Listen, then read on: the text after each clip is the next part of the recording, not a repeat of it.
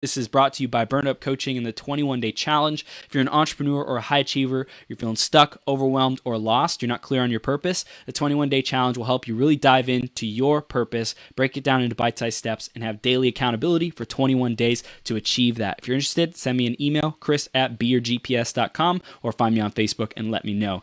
Next up is the iTunes review of the week. It's by Hannah1125. Hannah says, Chris shows up with such authentic interest in the guest and the audience. Every single show has a golden nugget that I can start implementing in my life right away. It feels like Chris really believes that we can all become our greatest self and consistently shows us how. If this isn't in your ear, you are missing out on loads of inspiration, action, and your own greatness. Thank you so much, Hannah. I really appreciate you. If you want to give us a review, search Becoming Your Greatest Possible Self on iTunes or Facebook, or type in beyourgps.com/iTunes, and you'll be directed to the iTunes store. And I super appreciate your feedback and letting us know what you really love about the show, what you want to see more of in the future, what can be improved. We love the feedback. Thanks so much in advance. Again, this human being who I'm about to bring on, who I'm about to introduce, is an absolute powerhouse, and you definitely want to stay tuned all the way till the end. Stefanos is going to be bringing the fire, bringing the awakening conversation to light you on fire, to wake you up, and really grab life by the horns, by the balls, by the whatever you want to call it, and really show up as your greatest possible self. So stay tuned, get a pen, get paper ready, get ready to take notes, because this dude is brilliant, and you definitely want to stay tuned all the way through this. So let's introduce him, and then we'll bring him on in 1 minute. Stefanos facilitates transformational growth through neuro-empowerment practices, an integration of spiritual praxis and Western psychology to improve the quality of your relationships.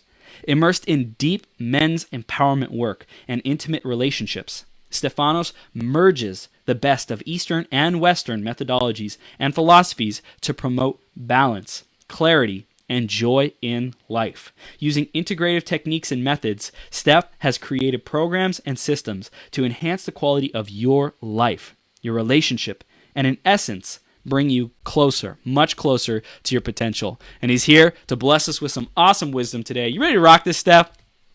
I am, after that amazing and very humbling introduction. Yes. Awesome, man. You're live on Becoming Your Greatest Possible Self. Thank you for being here. And, you know, we were just talking about how there was a divine intervention, there's possible power outage, and then it came back, and now you're here, man. The gods wanted us to speak this evening, that is for sure. I love it, man. I love it. Well, really grateful to have you here. Thanks for being here. We're going to dive right into the topic of the day, which is integrity and your word, man. It's just how we start these interviews off. So, Stef, tell us a little bit more about integrity and your word and how these principles have played a role in your life and in becoming your greatest possible self, man. Yeah, so and it's a great intro and a great integrity is such a revelation for me, because I've come from a place of not being in integrity, and I'm not even sure where to start. I'm just going to go for it. Dive in. Yeah, I'm just going to dive deep in. And so for me, not being in integrity really began from when I was young, when I was a little kid, where I didn't have the capacity and the environment to really be myself. I didn't have the opportunity to show myself to the world, because when I did, for the vast majority of the time, it was reprimanded, it was judged, it was critiqued, it was oppressed. I grew up in quite a violent, emotionally abusive, physically abusive household. And so being me was sometimes dangerous. At least that's how the little me perceived that. So being in integrity in terms of having the inner world and the outer world mirroring and matching, like authenticity, integrity, I use the term synonymous. Yeah. It didn't occur for me. And I took that and I brought that into my adult life as well. And so I was so intellectual in my world. I was so cognitive. I was reading a lot and I was immersed in knowledge, but there wasn't an embodiment there. And so for me, unless we are embodying what we are speaking to, what we are externalizing, what we are communicating, unless we're feeling that, and there's a mirroring of our internal world, our thoughts, our emotions, our beliefs, our models of reality with our actions, with our behaviors, with our communication, we're out of integrity. And so I spent so much of my life, I know it too well, I spent so much of my life being out of integrity, not being deeply connected to my internal truth, that became the norm for me.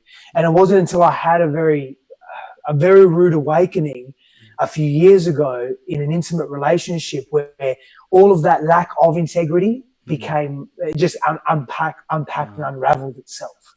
And so from there, it was a journey, for lack of a better term, clawing my way back to integrity, to what I knew was true, but I just didn't have and didn't experience the capacity to really live that as a young person. And so reliving and reteaching myself how to be in integrity has been one of the most painful and one of the most liberating experiences, continual experiences that I've moved through in my life. Damn. Getting that wisdom, bro. Shots to that wisdom. Let's go. Yeah. I love it, man. I love it. And so you mentioned about, like just having the knowledge and doing the research, you know, versus the actual integrating it, like the just conceptual awareness, logical awareness versus embodying it. Yeah. So like, I'm curious, when did that did it take really hitting that rock bottom in your relationship or your life to start to embody it? And if so, how can people start to do that without going to those depths of pain or, unhappiness? Yeah, for me, to answer the question directly, for me, I had to break through rock bottom. I had to get a massive shock because of the journey that I was on. And that's my... As my fiance Christine Hassler says, that was my soul curriculum. That's what I needed in that moment. And I'm a massive advocate of growth. I feel it's our primary directive as sentient human conscious beings. Yes. And I also am a big believer that growth can occur through pain and not necessarily through pain. And our society, really, the collective consciousness and awareness of our society is one that we really do learn through pain. Now that can shift and is shifting. And so to answer the other part of that question, can people learn without having to traverse such depth of pain and sorrow and misery? Yes. How? Listen. Simple. Listen. Listen to the people that are telling you the stories of what they've done and how they've done it.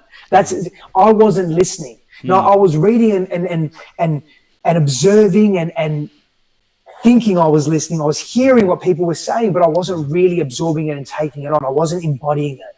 I wasn't integrating it into my being.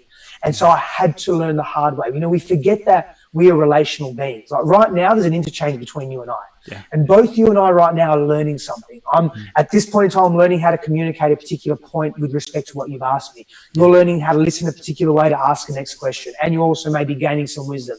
I'm doing the same by listening to you and being in your presence.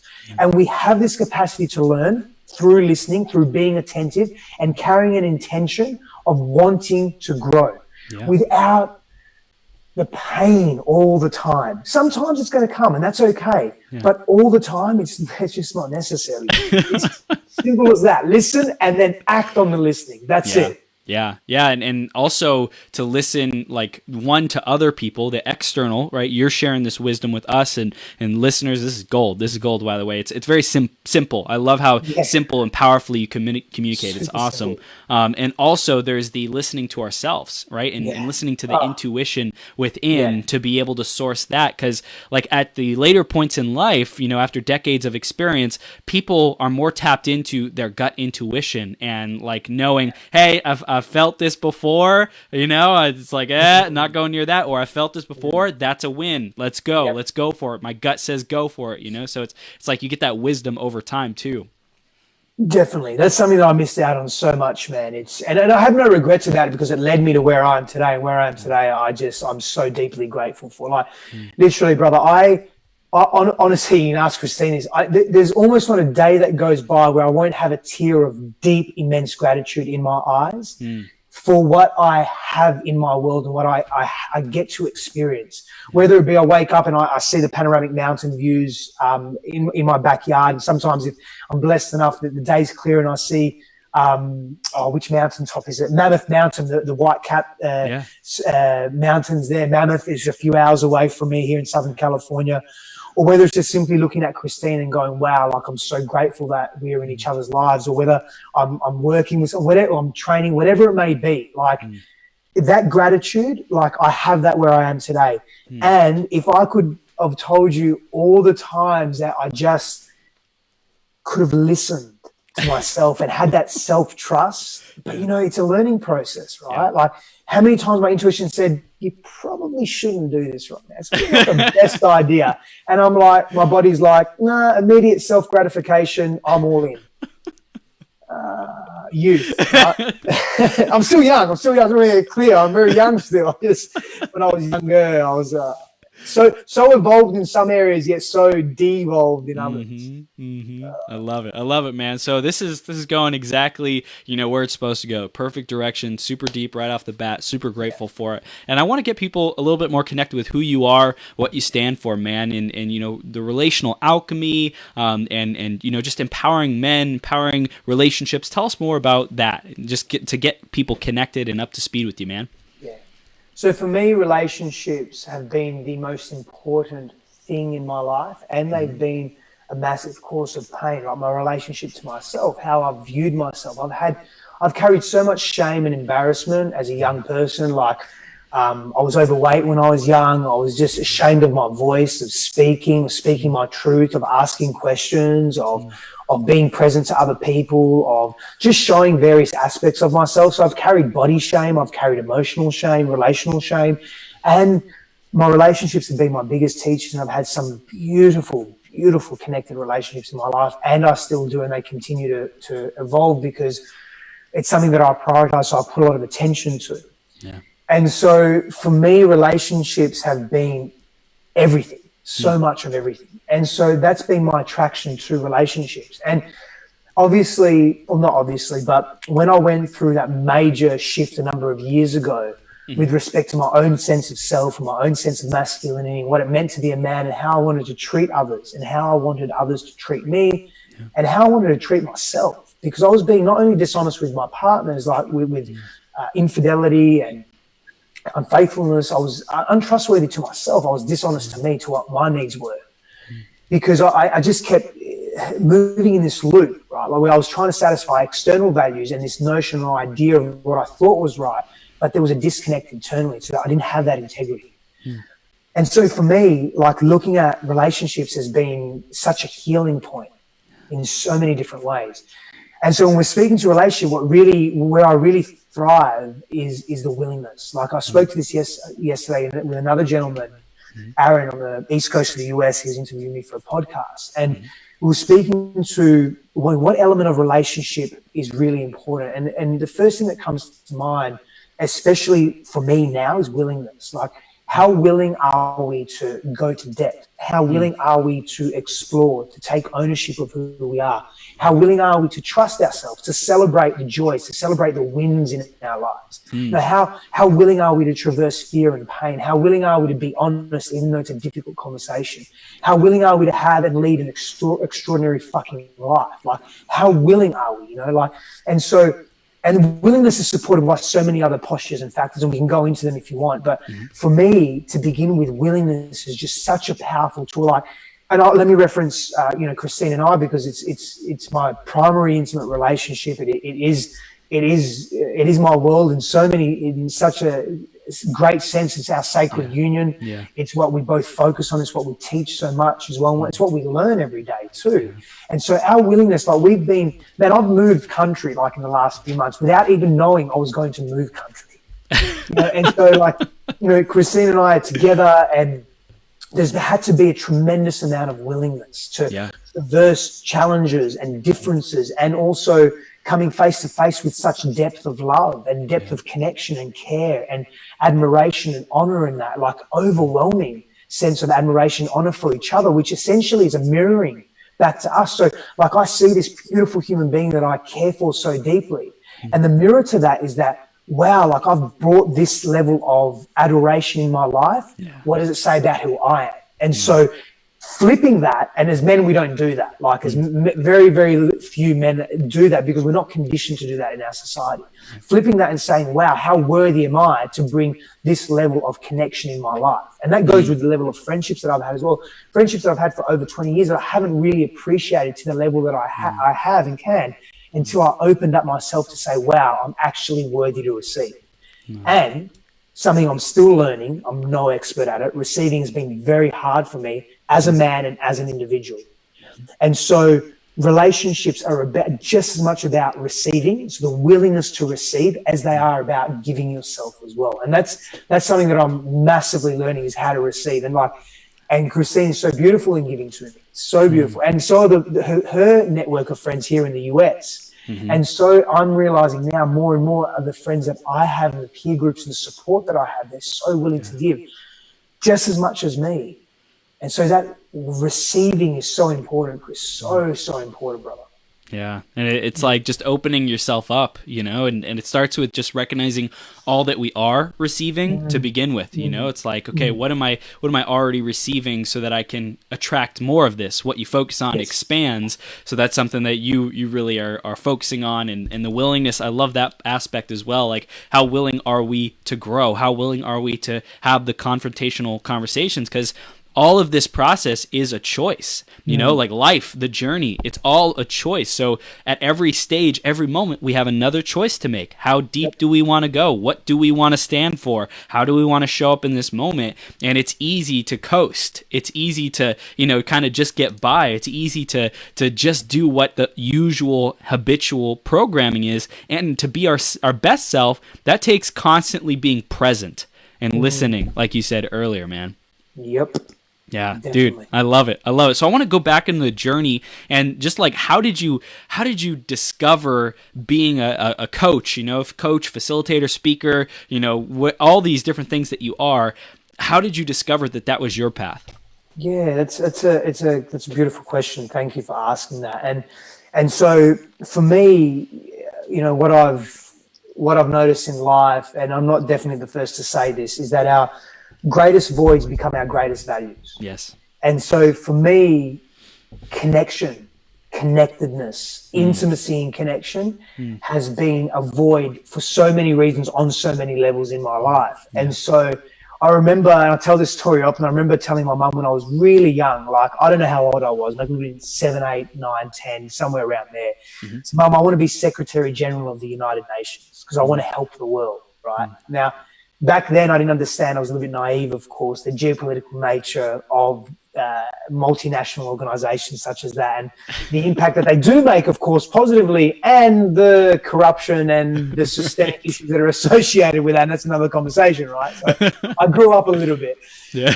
I thought to myself, I just want people to connect. Like, I felt so excluded as a child. Like, I felt so in the out group. I felt so disorientated. And I looked at poverty, I looked at disease, I looked at famine, I looked at segregation and oppression. I looked at, well, this person can't be here because they're a woman, or they can't be here because they're a minority group, or they're a different skin color, or they're a different height, or they're a different whatever. Like, and it's like, why are we so superficial? Like, why can't we celebrate our individuality and also know that we come from, this is a really, I can't remember where I saw this from, but yeah, like right now you can see four separate things, right? Like 4 fingers, you know, they're fingers, right?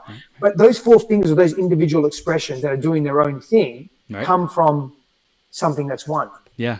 Right. And so like we have this unity consciousness that binds us. And I won't go deep into the Eastern mysticism of it, and there's obviously various expressions of Eastern mysticism, but essentially I really yearn for this unifying sense of togetherness. And so that's what drove me to then assist others on their journey. And you know, we teach what we need to learn the most. Like, you know, like, I'm being selfish here, I'm not going to lie. Like, I want to learn how to do that. So if I teach it, and if I want to be in integrity, then what needs to happen is, well, I want to be in integrity, then I need to really learn about this at all the levels, at embodiment, at a visceral level, an intellectual level, an emotional level, spiritual level. So it forces me, it doesn't really force me because I enjoy it, I'm so inspired by it, but it allows me to delve deeper into it. And so that's how really I began that, teaching others and coaching others from that perspective, that holistically integrated mind, body, spirit connection. Yeah, yeah, and I resonate with this a lot, and correct me if I'm wrong, but you have the rock bottom moment, you say, never again, I'm going to master myself, I'm going to figure this thing out, Yeah. and you set out on the journey, you're like, oh, well, I can help other people in the process, right? So it's like, and I'm going to benefit myself, I'm going to master this, so let's, give out this wisdom to others, and then you find the joy and the love in contributing to others and being that contribution to them, and then it becomes this beautiful cycle of, hey, I say I'm this person who's mastering this, I'm teaching people it. So to be in integrity with who I say I am, I constantly have to be growing, because that's a core philosophy of, being a coach, like, or a teacher. We're always growing. We receive the wisdom, we share it with our peers, and then we like dispense it, so to speak, to the people who are a couple steps behind us, so that they can grow and overcome their own obstacles and challenges and blind spots and create more happiness and fulfillment in their life. Yes. Yeah. Massive yes, brother. I love it, man. So let's dive in more to the relational alchemy, as far as like what do we need to know? Where's the foundation to begin to have successful relationships, to be a man in the 21st century and succeed with that? I'm sure there's so many different places that you have courses that cover these things, but just in terms of foundation, where do we start, man? Yeah, I mean, I have a course called Conscious Relating, and it's a 12 principle model lays the foundation for this course on how to have healthy relationships. So it begins with, again, a willingness, like there's a yearning to want to grow in relationship, to want to be different, to want to understand ourselves, and to want to, heal past wounding and be more connected to us, to ourselves, and to the other. And so this 12 principle model of conscious relating that I've developed is really about knowing ourselves. And so the first principle of that, where do we begin, is about what I call self-gnosis, so embodied knowledge, wisdom, essentially, where there's an integration. That's what intuition is, when the body and the mind, the neurology, the emotional self, all the various expressions and aspects of self are working in unison to really understand the environment in a more cohesive, connected, insightful way. Yeah. And so self-gnosis or wisdom is the starting point for any success. I mean, successful, is that the right word? For any healthy embodied relationship, right? Successful, because success can be determined by a number of variables, but let's say successful, right? Okay. Successful, right? You can define success, like, is it a happy relationship? Is it a communicative relationship? Is it a relationship where we're bonding and connecting? Is it there intimacy? Is there safety there in the relationship? And so knowing yourself, like, you've got to know your likes, your dislikes, your values. Why are you here? What are you passionate about? What are you excited about? How do you argue? Like, what don't you like? Like, how do you face pain and difficulty? Have you equilibrated or neutralized some of your childhood wounding? Yeah. Have you looked at yourself as a whole person and really identified what type of person do you wish to be in relationship? And what are the elements of relationship that you're looking for? Do you want a monogamous relationship, a non-monogamous relationship? What does that look like if that's what you want? What does it feel like? Can you be honest and truthful?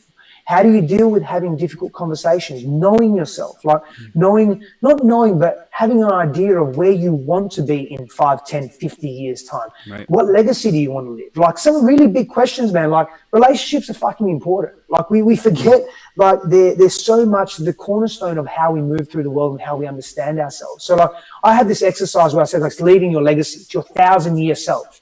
Yeah. If you could live for 1,000 years. Yeah. What type of person do you want to be? And let me tell you something, with modern tech and modern medicine, we're going to live on average already 100 to 120 years of age, healthier than we are today. Yep. And that it's like they're talking about, what is it, the escape velocity, the like, it's as every year goes on, we gain more time onto the end of our life. So it's like we're going to outlive death.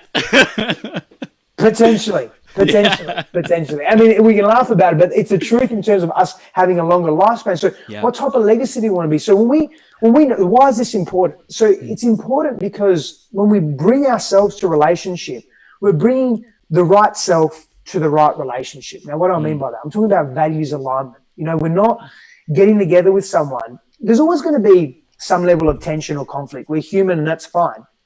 But how we deal with the conflict and what we choose to learn from it, and are we willing to grow? Like, too many of us have, like, amazing experiences in relationship where we're deeply, deeply challenged, and we look at it and we go, too hard, I'm out. And so we get addicted to the cycle of what happens in our neurology and our physiology and our biology of the hormone flux when we meet someone new. And some people say, well, this is too hard. I'm not getting a good feel for this. I'm going on to the next one. Have a bit of a lull period where we're in mourning of the loss of the relationship. Then we get excited about a new one. And so, again, maybe that person wasn't right for you. That's okay. And what if they were right for you? And you just gave up too early because you're not willing to traverse some of that difficulty, and there's so much value and growth in that as well. So for me, when we're talking about conscious relationships, we're talking about willingness. But beyond that, having awareness of yourself to actually know with certainty, you know what, this is more than just an argument. There's actually a mismatch here, and I do really need to exit this relationship because it's unhealthy, or it's toxic, or it's not going anywhere for both of us. Or at least the ability to have a conscious, aware communication with respect to what happens next. Wow, that's amazing. So it's like self-understanding is at the foundation. Knowing what you principle want. one. Yeah, Yep. yeah. Knowing what you want, knowing if you were to live 1,000 years, you know, what would you want to be your legacy? What's important to you? What are the values that you want to carry on? I think that's super important. You know, we're able to see from that perspective. We zoom out. We take a higher level, higher self perspective. What is important in the long run, and then we could start designing our life around that. And when we attract a partner who is in alignment with those values, we can measure it up. We can double. We can verify. Hey, is what I put on paper, does that match this person?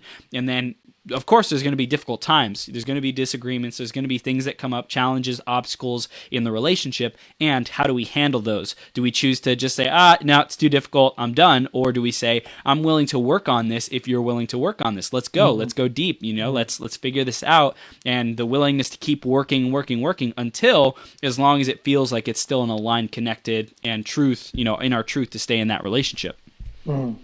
Yeah, beautifully said. Yeah, Beautifully awesome. said. Awesome, man. So after we have that self-awareness, where do you feel like men are falling short in the execution of, they know themselves and they know what they want, but they're just not like living that and attracting that and creating that in their relationships?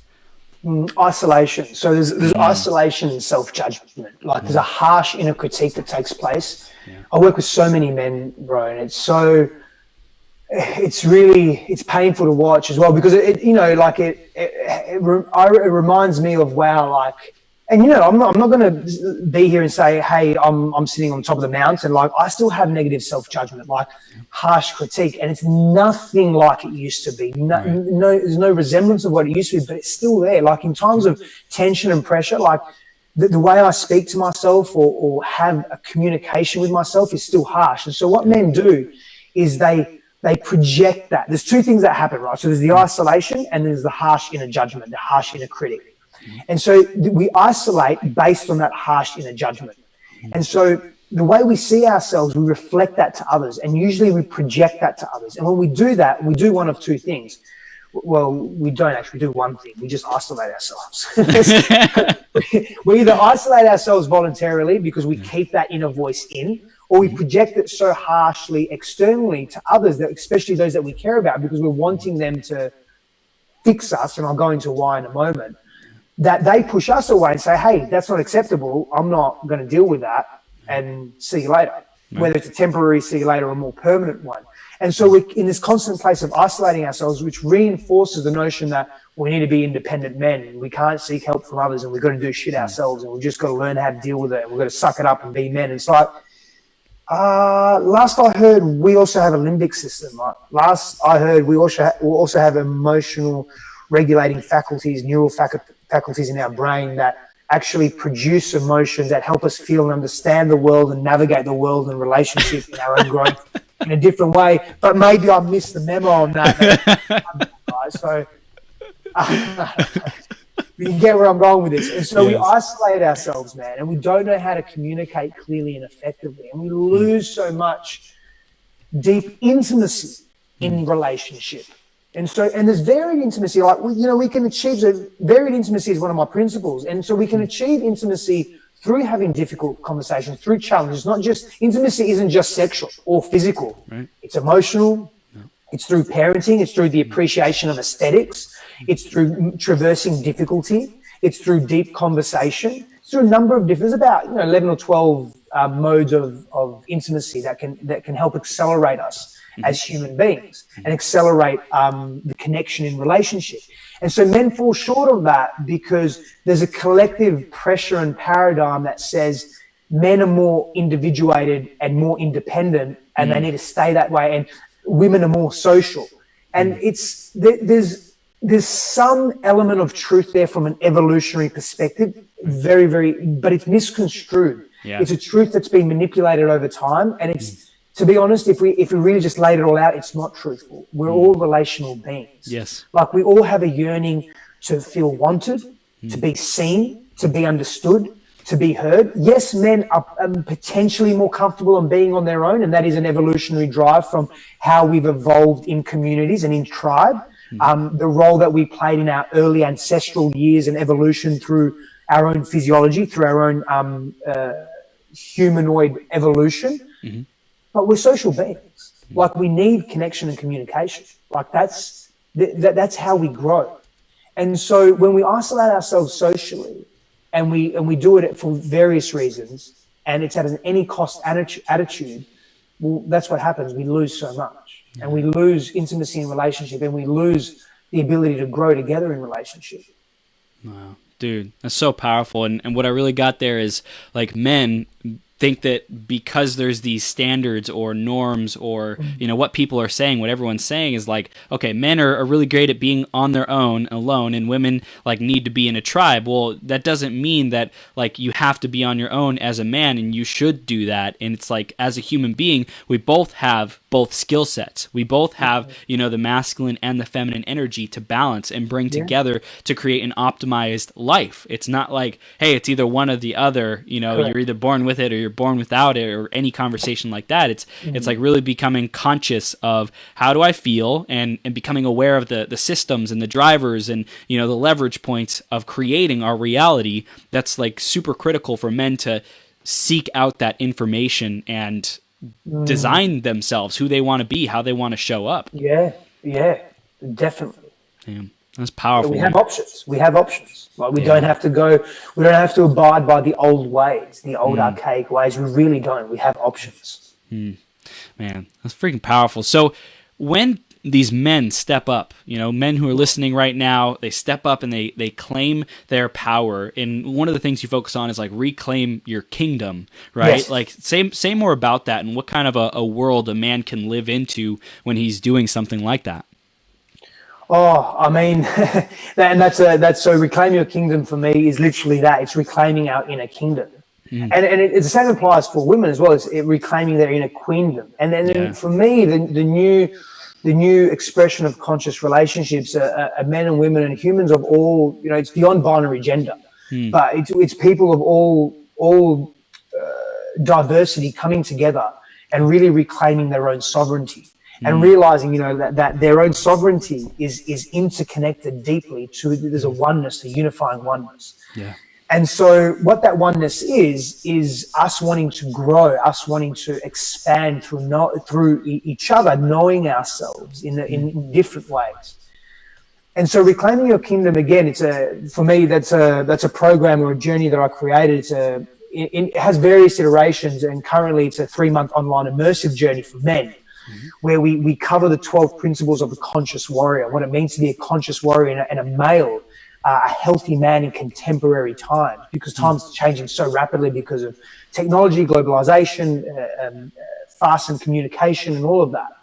And so this model, this framework, this journey is really something to assist men to be greater versions of themselves, to really, really learn, how do I be a man, and to define masculinity for themselves as well, and be provided a framework that they may resonate with and go, you know what, I really resonate with this. I'm going to jump deeply into it because I'm feeling there's a great deal of value in what it means to be a conscious warrior and the principles that we have in the conscious warrior.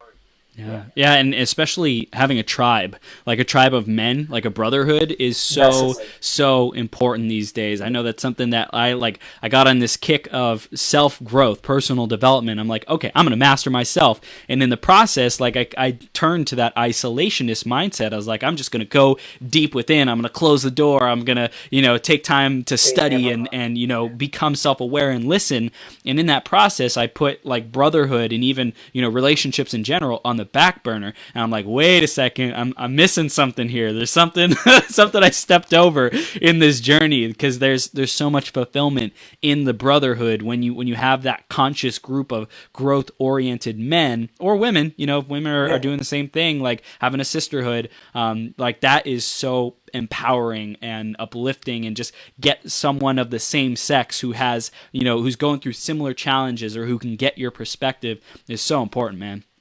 Absolutely. And to add to that, Chris, is what I find that's very important as well is so I love working with both men and women together as well, and helping men and women see each other for the first time at a collective level and an individual level through various expressions, like whether it be a 2-day or 3-day immersive workshop or mini retreat or an immersive experience that goes over 5 or 7 days, where men and women are really coming together and learning from each other and really disintegrating the bullshit of the past, and also taking ownership and responsibility and stepping into personal power for the past and the present and the future. Like, where do we want to go as a collective, as a society? And so it's definitely about working with a brotherhood and helping men connect again to their own sovereignty, and through that very important, grounded, connected rite of passage. And that we don't have in modern society. Sorry, we do have a rite of passage in modern society. And the rite of passage for men in modern society is, hey, like, I'll try and be, remember the American terminology, but you your lower school to your transition from lower school to middle school to upper school, or whatever it is. And then like you get your driver's license. Hey, you're 21 now. You can legally drink, whatever the fuck that means. Like, don't even let me go there. But, like, we have the similar thing in Australia as well. Like, when you're 18, you can drink now. So these are our rites of passage, and they're hardly integrated, intelligent, connected rites of passage. And I almost think what we do need, and man, I've done a lot of research in this space. Like, I don't want to say I'm an academic or a scholar in this place, because I'm not a professor in any capacity, but I've a lot of research. Like, some of the rites of passage that older tribes have done in the past and still do are horrific. Like, I didn't want to go there. Like, it's literally, it's horrific, like physically brutal, man. Like, you would be imprisoned for life if you were to do that in a Western democratic society. Like, literally, like, you would, and depending where you are, you'd be hanged, or you'd be incarcerated and then death penalty. Like, it's horrific. And I'm not saying that needs to come back, because we've involved our consciousness. There needs to be an element, for men particularly, there needs to be an element of physical duress that we experience, connection to earth, revering of the feminine, revering of the brotherhood, establishing virtues such as trust, establishing virtues such as reliability, establishing virtues such as honor and what that means, intelligence, situational and environmental intelligence. And so there's a number of ways we can do this. There's an awesome project, the Mankind Project, that does a good job of setting the wheels in motion for so many men of this. And it's really beautiful. And so, I've been a part of that project for many years. And so we need a rite of passage as men, like to come into fullness of ourselves and to really learn to respect and revere all of life and life creation. And that's not happening at the moment the way it could, because of history and the systemic situation that we find ourselves in, the geopolitical, socioeconomic situation that we find ourselves in, which influences and impacts the way we see ourselves as individuals and the way we treat others at a micro level in intimate relationships as well. Yeah, it's freaking gold, man. I love this. And I want to dive into the aspect of Earth. You talk about the aspect of Earth in your philosophy a lot. And I know that's probably because of blending the Eastern and the Western and bringing that together. That's probably a big source of influence. So tell us a little bit more about your philosophy about Earth and why that's important to you and how you integrate it into your teachings. I'll tell you a story. I love Earth, man. I love Mother Earth. I love nature. I love our ecology. I have a master's degree in sustainability, essentially. It's environmental science sustainability. Yeah, you know, I sort of only study what I'm interested in, you know, what really fires me up. And so I'm deeply connected to earth and fauna and flora. So flora and fauna both equally. I love animals. I'm just really, really, really connected to earth. And so a number of years ago when I was going through a lot of deep turmoil in my life, I mean, I love the ocean. I'm an ocean babe. I mean, I either want to be in the mountains up high or I want to be, you know, in altitude. I want to be in the ocean. Very blessed. I live very close to the ocean here. And so I'm in there as often as I am, whether it's cold or warm, it doesn't matter. And so one day I remember this distinctly. I was in the ocean and I was at my wit's end. Like I was going through a breakup. It was the unraveling of my own soul, my own self. Like I was losing so much in my life: money, business, friends, myself, my partner at that time, my sense of security, my sense of self-worth. And I was just in the ocean and I was crying, man. And I was like literally at the verge of like, I can't see a way out of this. Like I really can't. And I feel like I'm doing damage to all those around me. Maybe I just end my life. You know, like, am I on the right path? Like I'm immersed in isolation. I'm learning, I'm growing, but I don't feel like I'm growing because I'm in so much pain. And I said, and I'm not one for praying often, but I looked up at the heavens, you know, archetypically look up at the heavens. And I said to God, God, I don't know anything right now. And I don't know where I am. And I'm completely surrendered. And if I'm on the right path, give me a sign. And so I sat there for a while in the water, no sign. I thought, well, maybe I'm meant to kill myself. So I'm having this conversation with myself, literally. And then I said, well, maybe I need to be a bit more specific. Like maybe I need to really speak to earth. I really need to speak to this connected ecology that I know exists. Yeah. So I said, okay, all right, God, I'm going to try that one more time. If I'm on the right path, if I'm doing what I'm meant to be doing, and this connection that I have with whatever it is that I have here, and I'm just if I'm meant to keep going down the rabbit hole that I'm going, show me dolphins. Dolphins. Dang. Straight away. Dang. Man, and the tears just... Yeah. And I'm like, goosebumps thinking about it, man. It was an adult dolphin and a little baby dolphin. And they were literally in feet, maybe, 30 feet away from me, if that. Wow.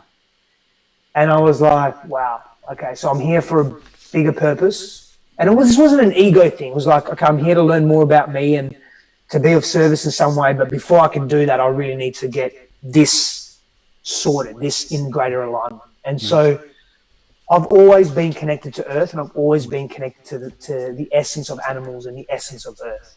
And I see just the power that it holds, man, the power that it holds. And the love that it has the love that it has, or rather the life that it has and the life that it gives for all its inhabitants.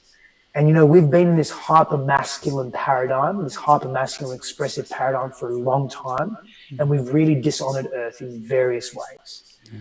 And we've created a rod for our own backs with respect to how we operate, how we extract energy and process it and distribute energy at a fundamental level. And it's really affected us at a micro level in terms of our relationships and how we treat each other. And we're a throwaway society. We do that in our relationships, and we do that with our emotions as well. Wow. And I get it. Our emotions, our mind, our thoughts, they're impermanent, beautiful, perfect. But the way we interpret that impermanence is not a healthy way. There's a healthier way to do it through non-attachment and through gnosis, wisdom and understanding and knowledge of self. We do it through ignorance, and we do it through let's cycle through for short-term gratification. Right, and not appreciation, not celebration. There's a lack of celebration of the earth that we come from. And even like a practical example is growing up. My parents would do blessings, like a prayer right before dinner, right? And we would do it again and again and again. And eventually, like really soon, it got to this place where it's just rote. It's so overdone. It's so like there's no emotion, there's no feeling in it, and like I didn't feel it at all anymore. And I brought blessing my food back to my relationship with my girlfriend, and I'm like, let's like stop and be thankful for this food, thankful for where it came from, thank you for this moment before we just dive in, right? Like just cultivate that celebration and that gratitude. And I think it's just like taking those moments moments, those little moments that you can start doing in more places, right before you jump in or out of the shower, right before you jump in or out of the car, whatever it might be, just taking those periods of transition to stop, pause, and be grateful. And like so many people are so in a rush, like you said, to get through something, to do something, to, throw away something, get the brand new version. It's like, if we just paused a little bit more and sat with things, we'd hear all the wisdom, all the teachings that are coming to us. Just got to listen more, man. Listening, man. So important. I love that you've brought that back. Like Christine brought that back for me, and it's like, it is really refreshing, man. And we don't, I'll be honest, we don't do it every time we have a meal together, but the vast majority of the time, and it's like, we just take a moment, and it's a very sincere, externalized out loud prayer and gratitude, and it's so deepening, man. It just brings you back down and rooted and connected to the present moment and what is actually unraveling. That all the people that went into, all the energy, the intention that went into bringing that food, from the plate being made to the delivery mechanism, and all the different food itself and all the hands that it touched. And maybe that sounds a little bit unhygienic when I say it that way. You know what I mean? Like all the touch points, that's massive, man. Yeah. Massive. Like our brain has not computed that for 99.9999% of its existence, or our collective existence. And now it's like, we get on our phones, man, and it's like, oh, okay, press a button and food's at your door. Like, this is unprecedented, the level of connection that we have, but are we utilizing the connection in the most meaningful way possible? Well, it's amazing the time that we live in, because the information is available. We're hit with the information, with like people, I don't want to say it like this, but people are hit with this information that you and I are putting out, right? And hopefully it goes deeper. And with a lot of people, it does go deeper, and they own it, and they live it, and they embody it. And in the vast majority of people's lives, because of social media and the way it's designed, it's like they're getting, hit with it across the side of the face. But do they listen? Do they actually embrace and adopt and embody? That's really what our focus is over the coming, decades. It's like, there's plenty of information. And are you living it? Do you really get it? Do you really feel it and know it, and the gnosis? And it's like everything keeps coming full circle with you, man. It's awesome. I love it.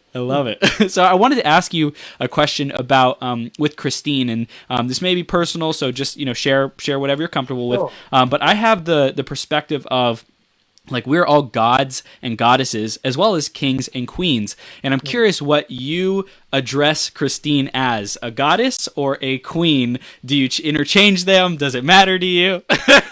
All of the above and more. My queen, my goddess, a goddess. Yeah. I call her a queen a great deal. To me, she is very much a queen. She really embodies her queen, her inner queen. I call her my person. I mean, there's many adoring names that comes from a place of deep adoration.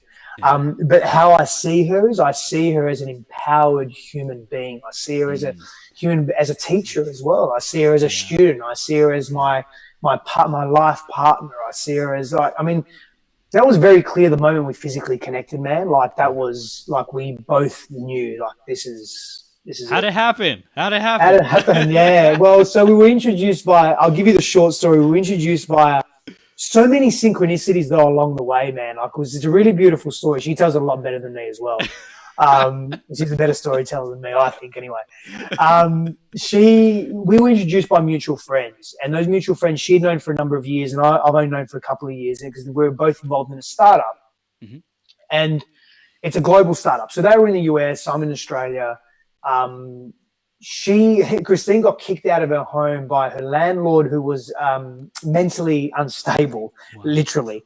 And so it was a rough time for her, and she had sort of said, you know what, I'm not moving into another house unless it's with my man, unless it's with my person. Like, that's it. I'm going to be a nomad basically until then. It was a big commitment to make. And so she made that commitment. And then so she's looking, Akira and Renee said, hey, why don't you just come to our house and check it out? We're gonna move out. It's gonna come for lease in a couple of months. And why don't you just check it out? And you've been here before, but check it out from perspective of, does it actually suit your needs? And she said, sure. I haven't seen you for a while, and I'll come over. So she does that. And Akira's working on the computer. By the way, the house that she was looking at is this house that I'm in right now. So we live here together now. It's cool, man. It's really cool. And it was available for like 4 months in North County, San Diego, unheard of during the months of, just unbelievable. So she's there, she sees, and he's saying, he does a lot of our media, and he said, look, I need some behind the head, over the shoulder shots with our website up, highvibe.network. Can you just pretend you're scrolling? And she said, sure, no problem. So she's scrolling because he'd used his wife enough. She's scrolling. She sees my picture. At that time, it was only a few of us as I was part of the founding team. And she sees me. She goes, I know this guy. And Renee's like, no, doubtful. Like, he's from Australia. I don't think you know him. And anyway, we were introduced. She asked, is he, Renee said, do you want me to find out if he's single? And Christine said, no, I don't want to know if he's single. I want to know if he's ready and he's open and he's clear on having his person in his life, not single and single, like just, wanting to just be with plenty of women or many women, etc.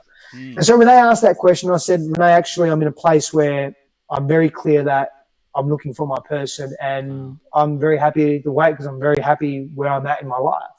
And we started communicating. So we had this communication over WhatsApp for months, right? And really deep conversation, because we couldn't be physically intimate. And we didn't even really make mention to much of anything other than there's a really solid, deep connection here. Let's keep exploring it emotionally, spiritually, and intellectually, because that's what we had. Right.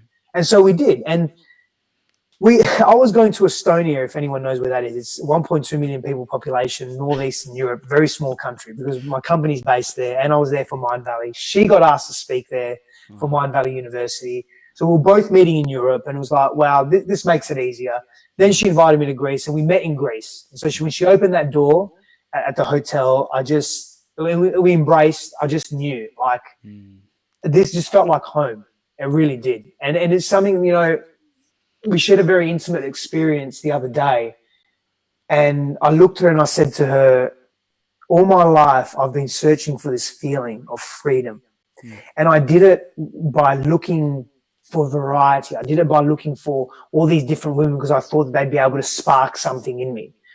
And what I really was looking for, I've found right here with you and I, because of the commitment that we've made to go deep with each other and to explore that. And so it's like, hashtag freedom through commitment, Yes. And it's, I don't have this need for that, because to get to that place, though, I've had to understand myself. I'll go back to that first principle of self-gnosis. Yeah. And without that, how can we actually move in life? How can we actually platform and leap into life without having that knowledge of who we are? Otherwise, we're on shaky ground. Right. And so her and I meeting is nothing, for me, man, nothing short of a miracle, and the most beautiful experience, and some of the most intense experiences of my life as well, because we've had to grow really quick. And that's probably a conversation for another time, but it's been a beautiful, beautiful, not without its hardship, though, in many different ways. Just even if you just start with Christine being single virtually for 10 years and then having this man in her life that's moved country to be here. Yeah. Like that in and of itself, without any of the other layers that I could go into, that's massive. Yeah. Yeah, dude, I love it, man. And similar with my girlfriend. I was single for 6 years, had a girlfriend, broke up and was single for another 2 years. It's like, okay, I'm really discovering who I am. But it took that time to understand who I am and see what I wanted so that I could attract her. And she was crystal clear on who she wanted in a man too, that's what that really took. So I really, really love that. And we have Janice in the audience who said, this is so interesting from a female point of view. And she says, I love that there are real men who are embodying all of this. She said, hashtag hope for my person to arrive. And Janice, I'm gonna invite you to step into that. You're creating that person right now. Just by showing up here, just by being here right now, you are investing your time and your energy, and you get to align your belief and your subconscious mind knowing that he is on his way. Anything you want to add to Janice, Stefanos? Yeah, I wanted to add that it's, we spoke about isolation earlier, and there's a difference between isolation and having healthy alone time. And so when we optimize with intention, with clarity, our healthy alone time, we grow massively. We don't only grow in relationship, we grow in various expressions. And so when you're having this time with yourself, really be with yourself. Really be the best partner you can to you. Really nurture yourself. Treat yourself as you would wish others to treat you. And more of that will enter your life. And as cliche as it sounds, let go of or be non-attached to having a person, but being your own best person and really surrendering and trusting and giving it to God or to the universe or to your higher self or to whatever you believe in or don't believe in, but trusting that what you want in life, you already have. And you cultivate that by being that for you.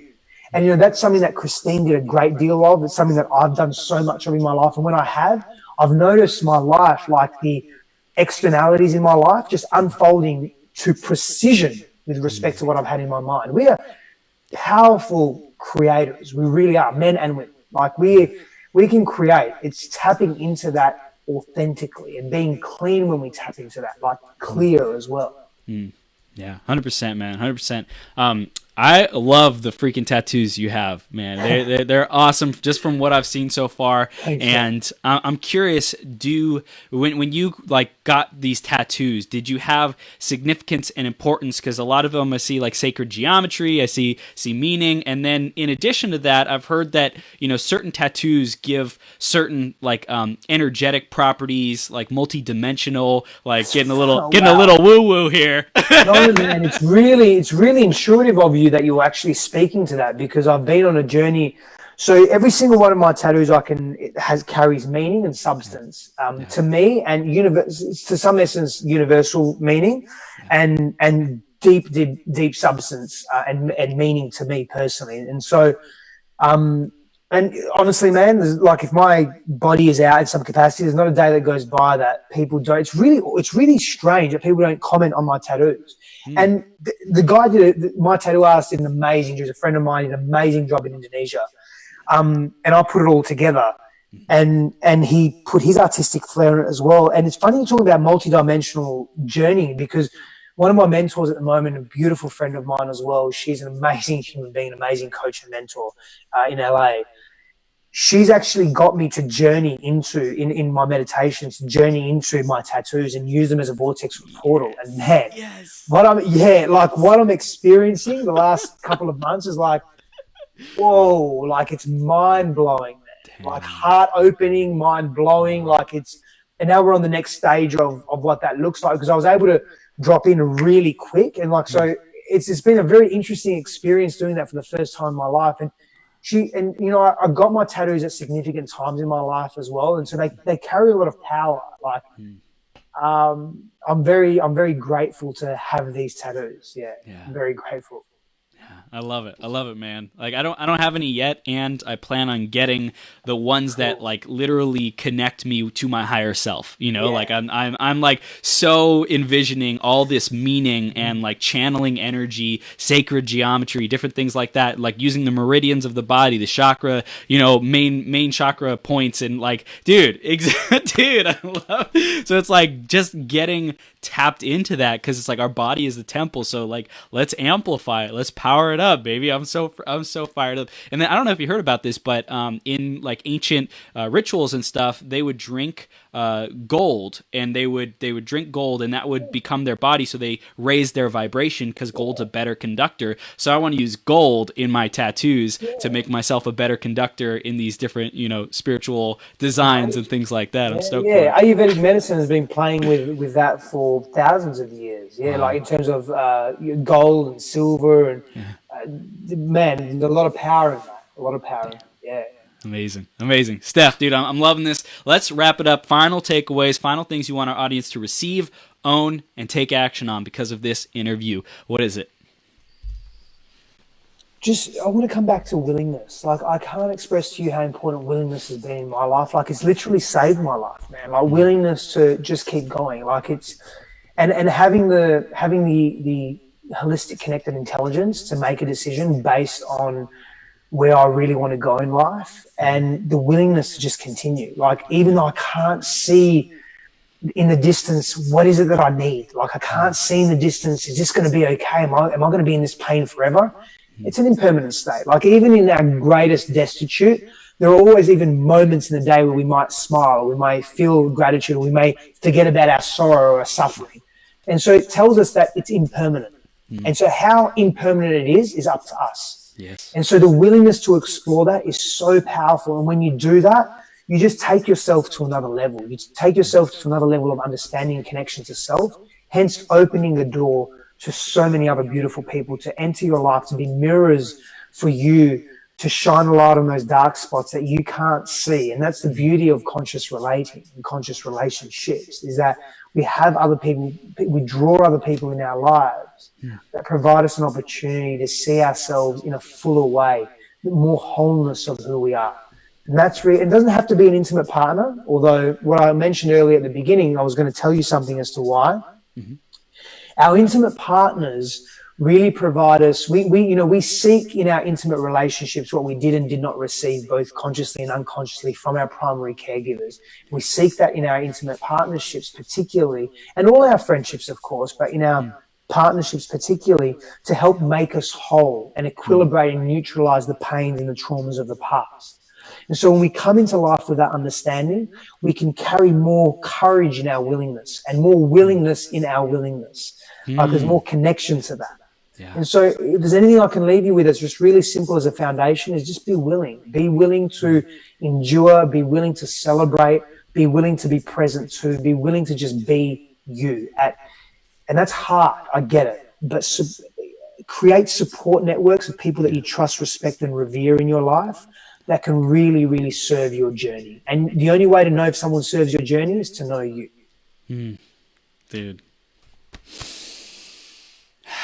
Dude, it's a breath of fresh air, Stef. I love this interview, man. How do people stay connected with you? Our audience is loving this. They want to, empower themselves. They want to continue growing in their relationships. How do they do that, brother? Yeah, cool, man. Social media is the best. Like, it's really easy. My social media handles are Stefanos Sifandos. I'll spell it real quick. Stefanos Sifandos. And so Instagram, Stefanos Sifandos, Facebook, Stefanos Sifandos, my website, stefanossifandos.com. Very simple. Awesome. Yeah. Awesome. I love it. I love it, dude. And thank you so much for being here. I know you have a program starting at the end of February. Why don't you share about that a little bit? I think we covered it a little bit, but cover it again. Absolutely. So this is for men. It's a men's program, men's empowerment program, how to be a healthy man in contemporary times, how to establish and create a healthy sense of masculinity. It's a 3-month immersive online journey. Awesome. We meet every week. There's rich lesson materials provided, videos, private Facebook group. It's a support network of epic men that come together. I just brought 2 new men on board today. This is going to be an amazing journey. It's something that I'm deeply, deeply connected to and deeply inspired by. Some of the deepest work that I do. It begins February 26th. So ladies, if you have men in your life, brothers, fathers, partners, sons, friends, uncles, co-workers that could benefit from this, reclaimyourkingdom.com. All the information's there. Beautiful. Yeah. I love it. Stef, you are the man. Everyone who's listening or watching, definitely stay connected with Stefanos. He's a beast, and send your dudes, men, your loved ones, your sons, your brothers, whoever it is, that's a man, to reclaimyourkingdom.com. Stef, thanks so much for being here and sharing your wisdom. There's so much greatness ahead for both of us, man. Keep up the heat, baby. Thanks, brother. Appreciate you. I'll see you soon, okay? See you, man. All right.